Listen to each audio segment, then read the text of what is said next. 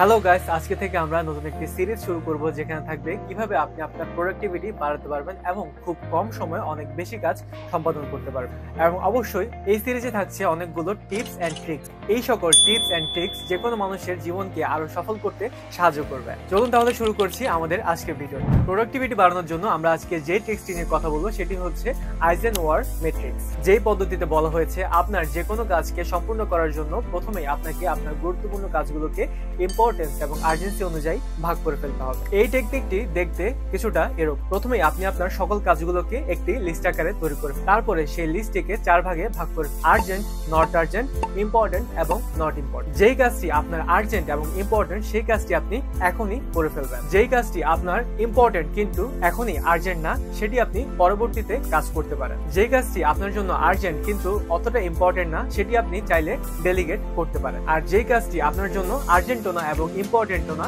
সেই কাজটি আপনি ডিলিট করে দিবেন। এভাবেই যদি আপনি আপনার কাজগুলোকে ভাগ করে ফেলেন তাহলে দেখবেন আপনি আপনার গুরুত্বপূর্ণ কাজগুলোকে সবার আগে শেষ করতে পেরেছেন এবং এতে করে আপনার সময়গুলো অনেক বেশি বাঁচবে এবং আপনি আপনার প্রোডাক্টিভিটিকে অনেক বেশি বাড়তে পারবেন। চলে যাচ্ছি আমাদের দ্বিতীয় টিপসের দিকে। এটি হচ্ছে যখনই আপনি কোনো একটি কাজ মনোযোগ সহকারে করছেন তখন আপনি সেই কাজটি টানা না করে আপনি কাজের মাঝে ছোট ছোট বিরতি নিতে পারেন। যেমন সাধারণত 25 মিনিট কাজ করার পরে আপনি 5 মিনিটের একটি ছোট ব্রেক নিতে পারেন। এতে করে আপনার মনোযোগ বজায় রাখা সহজ হবে এবং আপনি বার্ন আউট ফিল করা থেকে বিরত থাকবেন। বার্ন আউট বলতে আমরা সাধারণত বুঝি শারীরিক ও মানসিকভাবে ক্লান্ত হয়ে পড়া। আপনি যদি কাজের মাঝে ছোট ছোট বিরতি না নিয়ে একটানা কাজ করতে থাকেন তাহলে আপনি খুব সহজেই এবং খুব কম সময়ে ক্লান্ত হয়ে যাবেন এবং আপনার কিছুটা একঘেয়েমি চলে আসে। এতে করে আপনার অতিরিক্ত কাজের স্ট্রেসের ফলে অনীহা চলে আসতে পারে এবং আপনি অসুস্থ হয়ে যেতে পারেন। তাই আমাদেরকে মনে রাখতে হবে আমরা কাজের মধ্যে কিছুক্ষণ পরপরই কিন্তু একটি বিরতি নিতে পারি।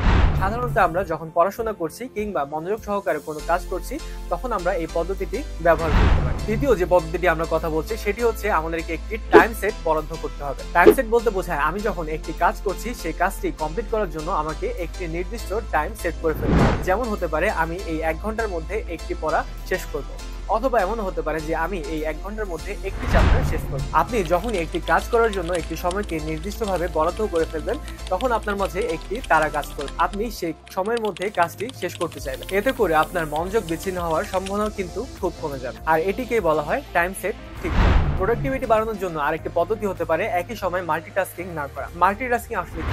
মাল্টিটাস্কিং হচ্ছে আপনি একই সাথে অনেকগুলো কাজ করছেন।